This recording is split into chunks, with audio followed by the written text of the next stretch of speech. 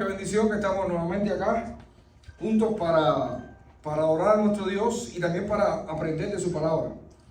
Recuerden que lo más importante en la vida de un creyente es estar siempre alrededor de la palabra de Dios. Porque esta es la palabra de Dios. Y no es palabra de hombre, no es palabra humana, es palabra de Dios. Por eso la importancia de estar aquí, para conocer qué es lo que Dios quiere para nuestras vidas. Pero por sobre todas las cosas, para conocer también cuál fue su eterno plan, su plan desde siempre. Porque Dios tuvo un plan desde siempre que fue salvar a su pueblo. Y es importante que sepamos esto. Cristo no fue un plan B que se le ocurrió a Dios después que el hombre entonces pecó y vamos a ver cómo resolvemos ahora este problema. Yo lo tenía todo organizado y ahora se me desorganizó todo.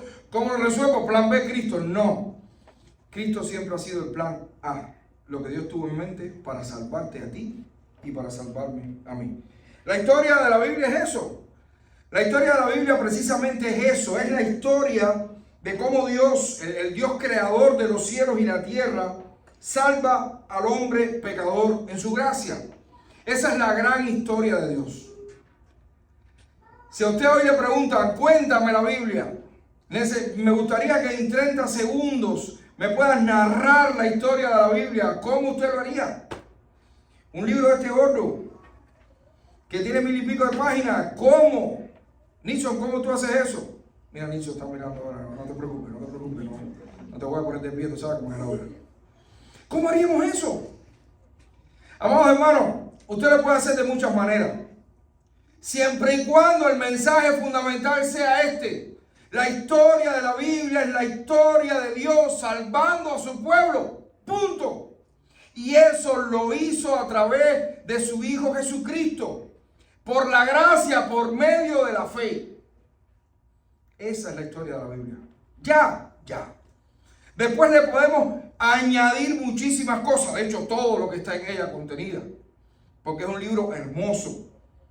Y nada sobra, porque acá en este libro no sobra nada, ni falta nada tampoco. Pero en esencia, la historia de la Biblia es la historia del Dios creador de los cielos y la tierra, salvando a su pueblo a través de Cristo. Por gracia, por medio de la fe.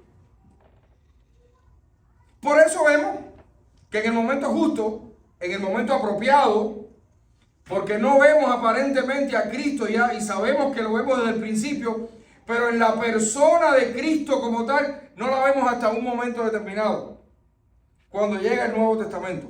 Y es precisamente por eso que en el momento justo Dios envió al Salvador. Pero es interesante, como decíamos, que desde el principio Dios fue mostrando cuál sería su plan. La idea de esta pequeña serie que comenzamos la semana pasada y estaremos terminando en la primera semana de enero, Dios mediante. La idea de esta pequeña serie es ver cómo Dios, a través de gran parte del Antiguo Testamento, nos va mostrando al Hijo. En Génesis 3, ¿cómo lo vimos? En Génesis 3 vimos entonces que un descendiente de la mujer, ¿recuerdan? Un descendiente de la mujer iba a ser quien resolvería el problema del pecado, ¿recuerden? Génesis 3:15, ¿cómo dice? En Génesis 3:15 Dios le dijo a la serpiente, Dios le dijo a la mujer, le dijo a la mujer, un descendiente tuyo estará en una lucha contra un descendiente de la serpiente. Y lo que Dios le estaba diciendo aquí a la mujer, a Eva, la primera mujer, era un descendiente tuyo, apuntando directamente a Cristo, porque Cristo vino a este mundo como un ser humano. Va a ser dañado en el calcañar, recuerden. Dios le dijo a la mujer, el descendiente de la serpiente, apuntando precisamente al enemigo de Dios, a Satanás, en un momento justo, va a herir al descendiente tuyo en el calcañar. Una herida pequeña, simbolizando claramente el juicio que Dios emitió sobre Cristo en la cruz. Porque Cristo en la cruz aparentemente todo terminó allí, ¿recuerdan? Aparentemente el golpe que Cristo recibió en la cruz iba a ser su final. Pero eso solamente fue una pequeña herida en el calcañar. Sin embargo, Dios le dijo en Génesis 3 a la mujer que el descendiente de la mujer, Cristo, iba a darle un golpe fuerte mortal. ¿A quién? Al descendiente de la serpiente, apuntando al enemigo de Dios. Y eso fue lo que Cristo hizo en la cruz. Le aceptó un golpe definitivo a Satanás. Un golpe definitivo. Porque en la cruz Cristo asumió la ira de Dios para librarnos a nosotros, su pueblo. Para liberarnos a nosotros de la esclavitud del pecado. El enemigo de Dios no tiene nada que hacer con nosotros, su pueblo. Satanás nos puede acechar, puede lanzarnos sus dardos de fuego que nos pueden hacer algún daño, cierto, aquí en esta tierra. Pero el regalo que Dios nos dio en Cristo, que es la salvación, es para siempre, es eterna. Y nada ni nadie podrá hacer algo contra esto. De manera que si somos salvos por gracia de Dios, por el regalo de Cristo, por medio de la fe, lo somos para siempre. Lo somos para siempre. En Génesis 3:15, que no lo vamos a ver, vemos un interesante pasaje que es una parte importantísima de esta gran historia de Dios. Vemos a Dios haciendo un pacto con Abraham ahora. Vemos ahora a Dios haciendo un pacto con Abraham. Abraham, un personaje fundamental en la gran historia de Dios. Dios se comprometió consigo mismo en que la descendencia de Abraham, a través de un hijo suyo, de un hijo de Abraham, en él, en esta descendencia, en este hijo, serían benditas todas las familias de la tierra. Dios le había prometido a Abraham que por este descendiente ellos serían una gran nación y vivirían en una tierra bendecida. La gran historia de Dios comenzó en Génesis, cómo el hombre desobedeció a Dios, cómo Dios tuvo que enjuiciar al hombre, sacarlo del jardín. A partir de ahí empezó toda la historia. Pero hubo un momento en la historia en la que Dios llamó a un hombre llamado Abraham y le dijo: Abraham, un hijo tuyo va a ser precisamente o va a ser parte del linaje de este hijo de la mujer, que va a ser quien va a resolver el problema del pecado. Y en él, en este hijo tuyo, Abraham, serían benditas todas las naciones de la tierra. Y a través de este hijo tuyo, Abraham, va a salir de ti una gran nación. Una gran nación, una nación fortalecida, que va a vivir en una tierra bendecida. ¿Saben? Esa nación no es Israel. Aunque Israel fue parte de esta idea de Dios, parte del plan de Dios.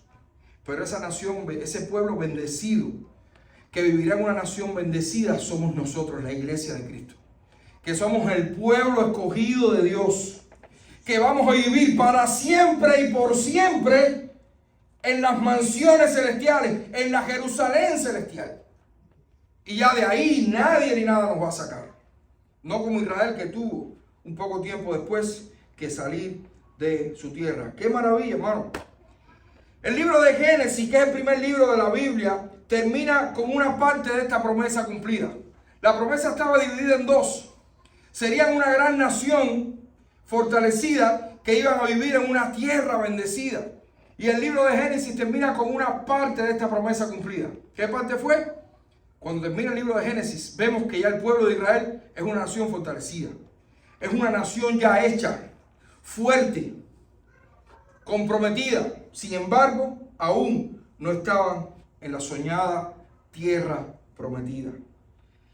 El segundo libro de la Biblia, el Éxodo, nos muestra el cumplimiento exacto de lo que Dios le había dicho a Abraham mientras sellaba su pacto con él, cuando le dijo, escuchen lo que Dios le dijo a Abraham: ten por cierto, Abraham, que tu descendencia morará en tierra ajena y será esclava allí, y será oprimida 400 años.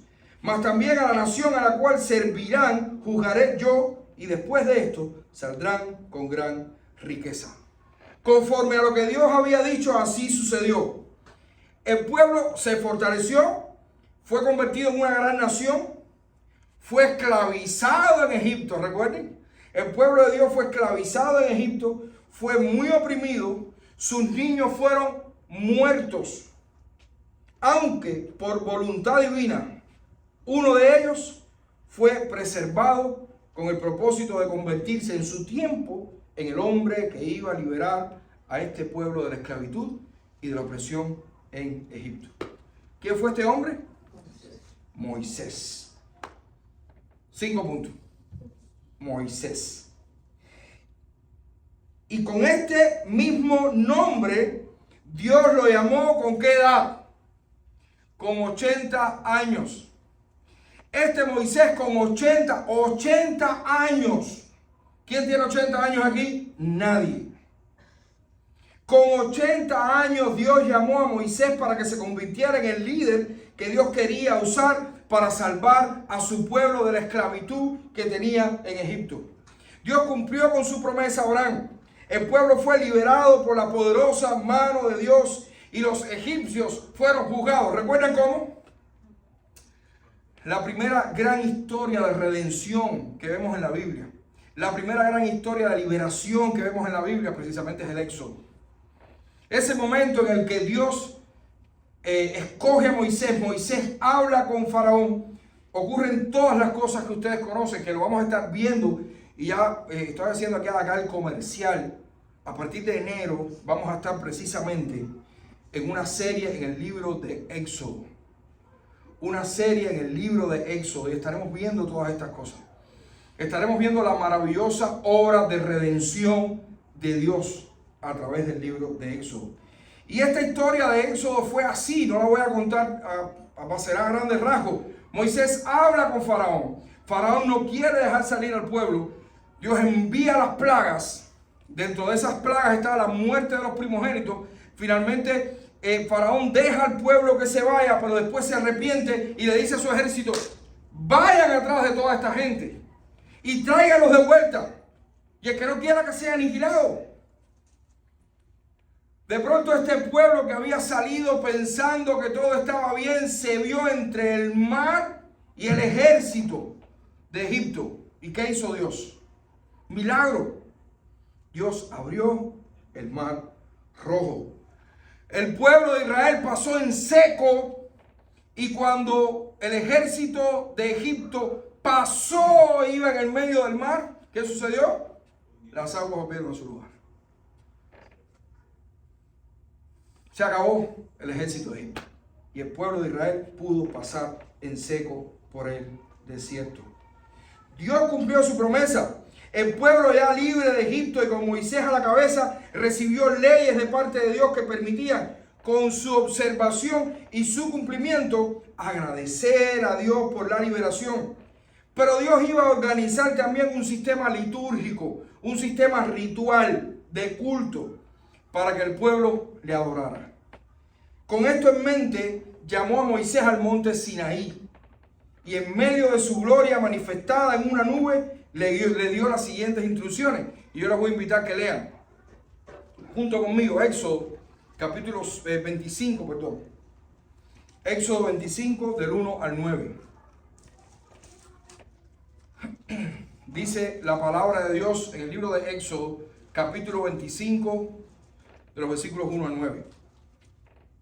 Jehová habló a Moisés diciendo: di a los hijos de Israel que tomen para mí ofrenda.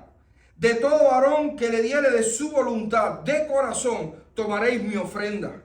Esta es la ofrenda que tomaréis de ellos: oro, plata, cobre, azul, púrpura, carmesí, lino fino, pelo de cabras, pieles de camellos teñidas de rojo, pieles de tejones, madera de acacia, aceite para el alumbrado, especias para el aceite de la unción y para el incienso aromático, piedras de ónice y piedras de engaste para el efod y para el pectoral.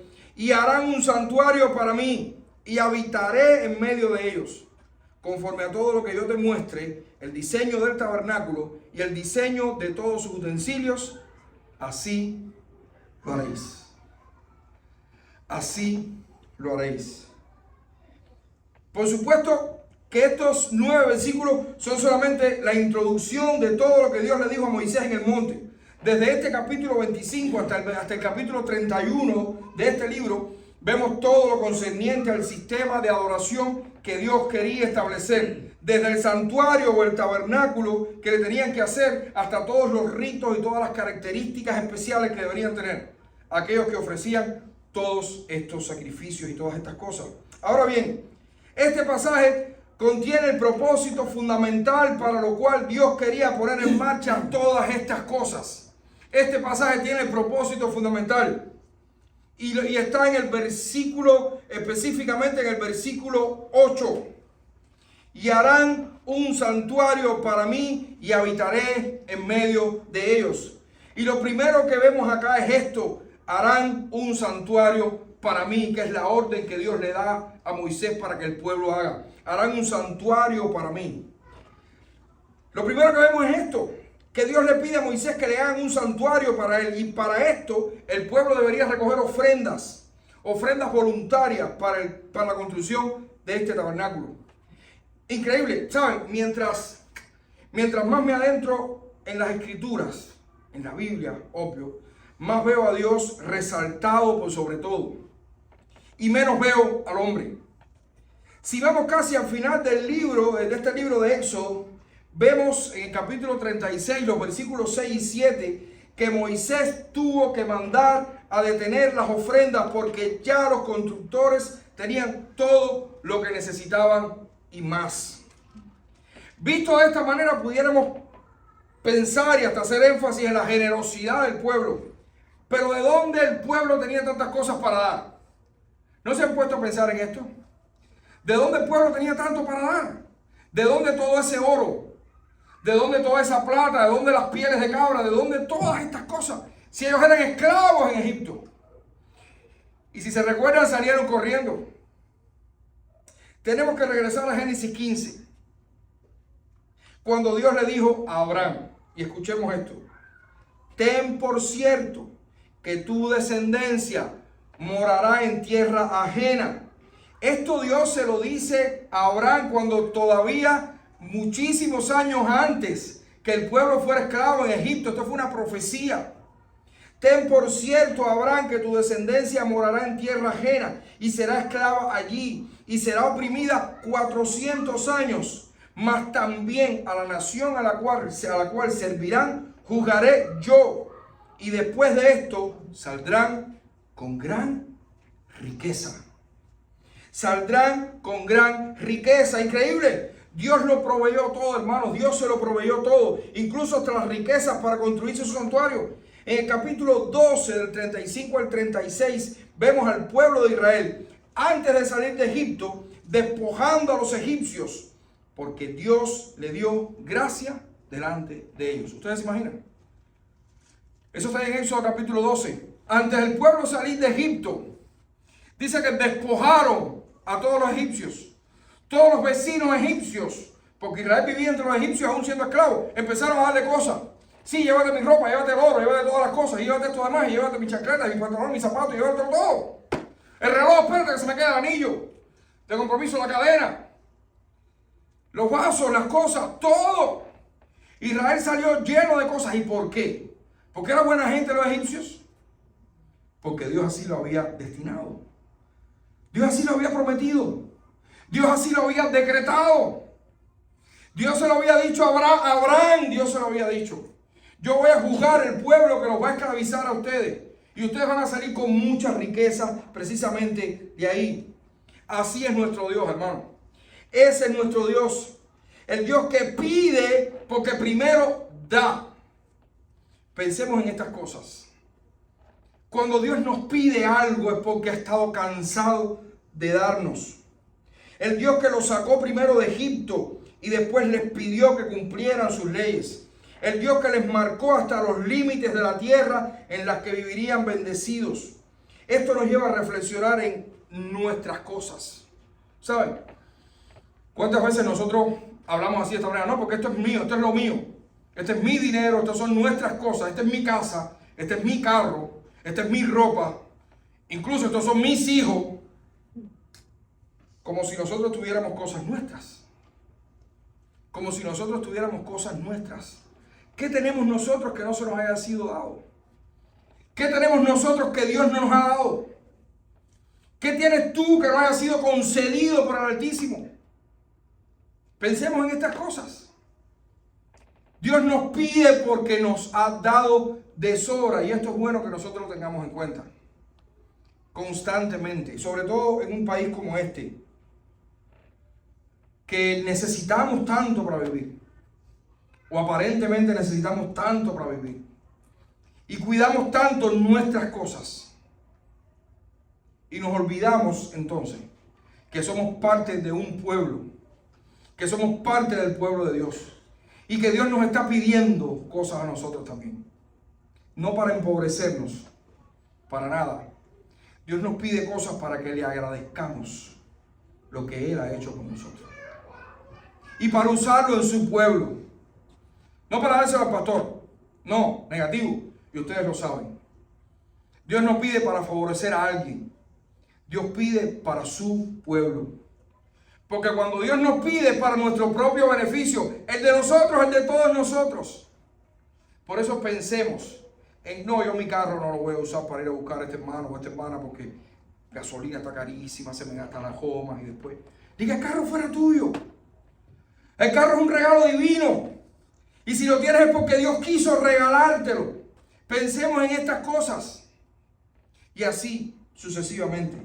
Dios nos pide porque nos ha dado primero. ¿Y saben qué fue lo más grande que el Señor nos dio? Y eso sí no lo podemos pagar. La salvación que tenemos en Cristo no se puede pagar. La salvación que tenemos en Cristo es impagable. No hay dinero en este mundo. No hay posesiones en este mundo. No hay planetas en este mundo con lo que usted pueda pagar la salvación que solamente en Cristo Dios nos ha regalado. Pensemos en esto. Pensemos en estas cosas. ¿Para qué Dios quería que el pueblo le construyera un santuario? El versículo 8 lo dice claramente. Para habitar en medio de ellos. Y habitaré en medio de ellos. Y es que esto es lo otro que vemos en este pasaje. Y a mi juicio es el corazón de este pasaje. Y creo que gran parte del libro de Éxodo. Y es que este santuario que sería construido iba a ser para que Dios habitara en medio de su pueblo. Para que Dios conviviera con su pueblo, en medio de su pueblo. Según aprendemos el contexto histórico acá, este santuario que Israel estaría construyendo tendría una gran diferencia con respecto al resto. ¿Sabe? Y si usted estudia un poco de historia de la religión o sencillamente historia antigua, usted ve que todos los templos que se construían a otros dioses, a los dioses falsos, ¿qué tenían dentro del templo? La imagen, la estatua, la escultura del dios. ¿Saben para qué le hacían casa a esos dioses? Para proteger a los dioses. Porque los dioses de ellos, los dioses falsos, que eran de madera, de piedra, tenían que ser protegidos. A veces eran de oro y más protección tenían que tener, ¿saben? Porque si no podía venir uno y robárselo. Entonces eran sus dioses los que tenían que estar protegidos de la lluvia, del sol, de los ladrones y de todas estas cosas. Los santuarios de otros dioses los cuidaban del sol, de la lluvia, del viento, de ladrones. Sin embargo, el santuario del Dios de los hebreos, el santuario de Israel, el santuario del Dios creador de los cielos y la tierra, era para proteger, ¿usted sabe a quién? Era para proteger al pueblo que iba a adorar. Dios quería habitar en medio de su pueblo. Por supuesto, la idea aquí no es que Dios necesita una casa para vivir, para habitar. Dios no puede ser contenido por nada. El primer libro de Reyes 8:27, el rey Salomón, dedicando el templo que hizo muchos años después, dijo: he aquí que los cielos de los cielos no te pueden contener, cuanto menos esta casa que yo te he edificado. Nada puede contener al Dios nuestro. No hay continente, no hay espacio lo suficientemente grande para que pueda contener al Dios nuestro. La necesidad del tabernáculo no era para Dios, sino para el pueblo. Dios quería habitar en medio de su pueblo, pero era imposible que la santidad de Dios cohabitara con el pecado de ellos. Ni el más devoto de los israelitas podía resistir ni un segundo la gloria de Dios sin perecer. Y ahí es donde estaba el problema. Dios no podía habitar en medio de su pueblo sin consumirlos, sin matarlos. La Biblia es clara cuando dice que todo aquel que ve a Dios en su pecado muere irremisiblemente. Es imposible ver la gloria de Dios sin morir. Por eso Dios les dijo al pueblo: háganme un santuario para yo poderme manifestar ahí adentro. Y ustedes no me vean para no consumirlos de esa manera. Literalmente es lo que Dios estaba diciendo. Por eso la única manera en la que Dios podía habitar en medio de su pueblo era estando separado de ellos. Por eso el énfasis tan grande que Dios hace de la consagración que tenían que tener los sacerdotes. Porque una vez al año un sumo sacerdote tenía que cambiarse hasta de calzoncillos. Y esto pudiera parecer gracioso, pero no. El sumo sacerdote que iba a entrar al lugar santísimo, que era donde Dios se manifestaba, tenía que ponerse ese día un calzoncillo que era para eso nada más. Así que imagínense el resto de la ropa. Tenía que lavarse, cambiarse completamente de ropa y tenía que entrar con un incensario y llenar el lugar santísimo de humo para cuando Dios se manifestara tampoco verlo. Porque si veía el sumo sacerdote a Dios, también perecía. Por eso tenía que entrar al lugar santísimo amarrado y con una bata llena de campanitas. Porque si las campanitas dejaban de sonar, ¿saben lo que significaba? Que había perecido. ¿Y saben cómo único podían sacar a ese hombre de ahí? Alándolo por la soga. Porque nadie podía entrar. Porque si otro entraba, ¡ay, mi papá! También había. Mi tío, igual.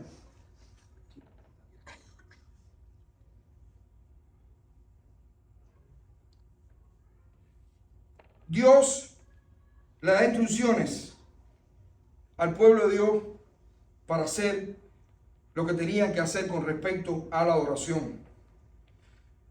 La orden fue clara y definida, amados hermanos. Moisés, constrúyeme un santuario, un tabernáculo para habitar en medio de mi pueblo. Interesante, muy interesante, que muchísimos años después, el apóstol Juan, en su evangelio, en el capítulo 1, los versículos del 14 al 18, escribió, miren lo que escribió Juan, el evangelista, el evangelio de Juan, capítulo 1, versículos del 14 al 18. Y aquel verbo fue hecho carne y habitó entre nosotros. Y vimos su gloria, gloria como del unigénito del Padre, lleno de gracia y verdad. Juan dio testimonio de él y clamó diciendo, el que viene después de mí es antes de mí, porque era primero que yo. Porque de su plenitud tomamos todos, y gracia sobre gracia. Pues la ley por medio de Moisés fue dada, pero la gracia y la verdad vinieron por medio de Jesucristo. A Dios nadie le vio jamás. El unigénito Hijo que está en el seno del Padre, Él le ha dado a conocer. Dios usó un tabernáculo, un santuario, una tienda para habitar en medio de su pueblo y no consumirlos. Dios usó el tabernáculo también para proveer el perdón de pecados a Israel a través de todo el sistema ritual de sacrificios anuales. Pero este tabernáculo y todo su sistema de culto era sombra solamente de lo que habría de venir. A su tiempo, como nos muestra Gálatas 4:4, Dios envió a su Hijo para que habitara entre nosotros. Dios con nosotros. Y ahora no dentro de una tienda o no dentro de un tabernáculo, sino dentro de un cuerpo humano como un inocente niño. Sin escatimar que para eso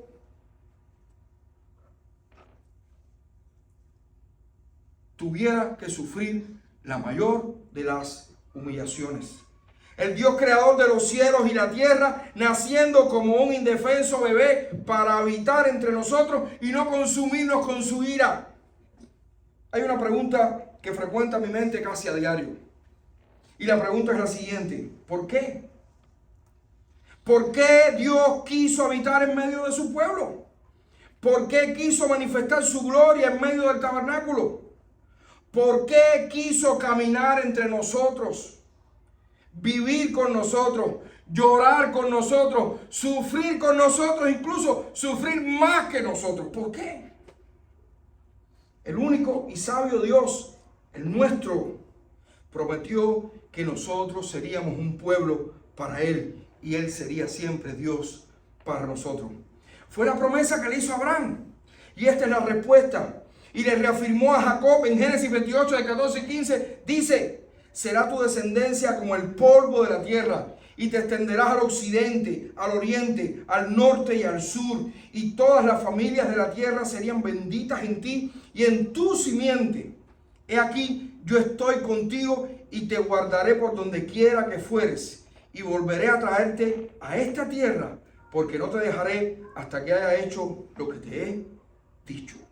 Dios habitó entre nosotros para librarnos del pecado y de la culpa. Dios habitó entre nosotros para salvarnos. No había otra manera. Jesús es el mejor y verdadero tabernáculo. Jesús habitó entre nosotros para que viéramos su gloria, para que experimentemos su gracia, para amar su verdad y para poder ir directamente al Padre. Jesús habitó entre nosotros para buscar lo que se había perdido. Yo no sé si alguno de ustedes, quizás algunos han venido por primera vez, bueno, sí lo sé, algunos están acá por primera vez, otros quizás están acá por segunda vez. Yo no sé si usted ha escuchado este mensaje anteriormente. De cualquier manera, quiero decirte que Jesús habitó entre nosotros para darte salvación y vida eterna. Para eso Jesús vino a habitar entre nosotros. Para eso el Hijo de Dios se hizo un niño. Es para esto. Por esto se celebra Navidad, porque Navidad no es otra cosa que lo que se celebra, o al menos los que saben lo que celebran. Porque hay mucha gente en este mundo que celebra Navidad y no tiene ni la más puñetera idea de lo que está celebrando. Pero lo que celebra la cristiandad es que el Hijo de Dios nació un día. No fue precisamente el 25 de diciembre. Eso está más que claro. Pero el día que haya sido, lo más importante es que Cristo nació. Y Cristo nació precisamente para habitar entre nosotros, para salvar a su pueblo, para salvarnos a cada uno de nosotros, para salvarnos. Jesús fue el sacrificio perfecto por los pecados de todos aquellos que se arrepientan y crean en su palabra, y crean en el Evangelio, y crean en que Él muchos años después, cuando fue un hombre, fue a la cruz a morir por cada uno de nosotros. Jesús tomó nuestra culpa, tu culpa, mi culpa, porque créeme que ninguno de nosotros es bueno. No nacimos buenos. Ningún niño nace bueno porque nace con el gen del pecado. Desde que tienen 2 horas de nacido empiezan a llorar cuando quieren algo. Y si tú se lo das y lo malcrías, entonces después llora cuando quiere algo de ti. Y le dices que no y vuelve a llorar, porque eso está en los genes. Porque ya desde esa edad quieren hacer con los padres lo que les da la gana. Por eso los padres tenemos que poner verde, amarillos y colorados, para que el muchacho salga más o menos regularcito. Porque desde que nacen con el gen del pecado. Bueno, no hay ni uno. Ni uno es bueno en este mundo. Por eso Dios tuvo que enviar a su Hijo unigénito, a Cristo, a vivir en este mundo, a sufrir en medio de nosotros. Creció entre nosotros. Fue el único que pudo vivir una vida perfecta entre nosotros. Y en el momento justo fue a la cruz para morir por nosotros, porque éramos nosotros los que merecíamos estar en esa cruz. Porque el pecado es nuestro, los culpables somos nosotros. Cristo es el inocente ser. Él sí no cometió pecado nunca. Sin embargo, Él en su inocencia y en obediencia al Padre fue a la cruz. Se dejó sacrificar para que sobre Él cayera toda la ira de Dios. Porque Dios es amor, pero también es justicia. Y la Biblia es clara cuando dice que Dios no dará por inocente al culpable, de manera que alguien tenía que pagar. Y eso nosotros lo sabemos bien en este país. Aquí gratis no hay nada. Les cuento un secreto a voces. Gratis en este mundo no hay nada. A nosotros la salvación no nos costó, pero a Cristo sí le costó.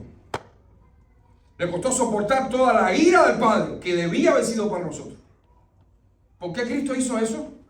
Precisamente para que hoy tú y yo tengamos la oportunidad de mirar a la cruz y decir: Señor, me arrepiento de todos mis pecados, de todos los que he cometido hasta ahora, y creo que tú fuiste a esa cruz para salvarme. Creo que tú viniste a este mundo como un bebé, creciste, te hiciste un hombre santo, puro, para ir a la cruz para salvarme. Si quieres ser salvo de esta perversa generación, quieres ser salvo de este mundo podrido, lo único que puedes hacer es arrepentirte de tus pecados y mirar a la cruz y creer en la obra de Cristo en la cruz. Amados hermanos, Jesús habitó y habita entre nosotros para que le adoremos, para que vivamos para su gloria, para que ofrezcamos sacrificios de alabanza que honren su nombre. Jesús habitó y habita hoy entre nosotros para que escuchemos su palabra, para que obedezcamos su palabra. Jesús habitó y habita entre nosotros, y lo menos que podemos hacer es agradecerle, ofreciendo gustosamente nuestras vidas para que las use conforme a su propósito. Tenemos nuestras vidas puestas delante de Dios para que el Señor las use conforme a su propósito. Le hemos dicho así al Señor: ya, Señor, aquí estoy, úsame. No dejes que me use yo mismo, úsame tú. Ayúdame y dime qué tengo que hacer para sentirme usado por ti. Concluimos. ¿Qué vamos a hacer? Recordando todas estas cosas. El plan de Dios ha sido para salvarnos. El plan de Dios ha sido escogernos de entre muchos y hacernos su pueblo, su gente, para vivir Él en medio nuestro por toda la eternidad. Entendemos que este es el más alto de todos los privilegios. Entendemos que ser parte del pueblo de Dios es el más alto de todos los privilegios. ¿Entendemos esto? ¿Te has puesto a pensar alguna vez: yo soy parte del pueblo de Dios? Yo soy de los que va a estar por toda la eternidad junto a Dios. Yo no sé cuál es su mayor pasión. No sé cuál es su mayor pasión. No sé. Mi mayor pasión, por ejemplo, es el deporte. Y últimamente el fútbol, o aquí le dicen soccer, no sé por qué. Y no sé, yo creo que para un admirador del fútbol, y en mi caso, por ejemplo, del Real Madrid, tiramos una foto hoy en día con Florentino Pérez sería, no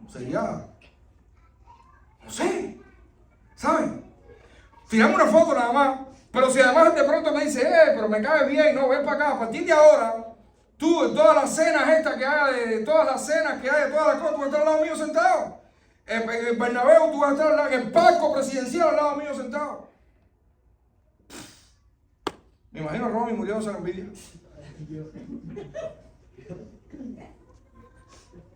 Y esto es solo una minucia terrenal. Esto es solo nada. Esto es nada comparado con ser parte del pueblo de Dios. Saber que usted va a estar al lado de Dios sentado por toda una eternidad, disfrutando de las mansiones celestiales, disfrutando del gozo y la paz que no nos imaginamos. Nos hemos puesto a pensar en esto. En este tiempo en el que se recuerda el nacimiento del Hijo de Dios como un bebé humano, debería ser, no para, si usted quiere comer y haga cena, qué bueno, haga fiesta, haga regalo, haga todo eso, no hay problema. Eso es lindo también, es hermoso. Pero por sobre todas las cosas, debería ser un tiempo para reflexionar acerca de nosotros y la manera en la que estamos viviendo para Dios. Porque el Hijo de Dios descendió de su gloria y vino a morar, a habitar entre nosotros. Gloria a Dios en las alturas. Vamos a orar. Padre, gracias. Gracias por tu palabra, Señor. Gracias porque es lámpara a nuestros pies y lumbrera a nuestro camino. Gracias, Señor, porque por sobre todas las cosas la tenemos. La podemos atesorar en nuestros corazones. Tenemos el privilegio de poderla leer, de poderla interpretar, de poderla disfrutar, Señor, y de poderla compartir también con otros. Ayúdanos para que nosotros seamos hijos tuyos que anhelen vivir para ti y para tu gloria. Que cada día estemos recordando, Señor, y reflexionando acerca de lo que hiciste tú a través de tu Hijo por nosotros. Que nosotros podamos pensar todos los días de nuestra vida que tú enviaste a tu Hijo a nacer como un bebé. Una humillación para el Rey de Reyes y Señor de Señores. Venir a morar entre nosotros, entre el pueblo pecador. Gracias, Señor. Gracias por habernos salvado. Ayúdanos para que vivamos de rodillas delante de ti, pero que también nos levantemos y querramos gastarnos en ti, Señor, en tu obra. Ayúdanos, Señor. Bendice nuestra iglesia. En el nombre de Jesús. Amén.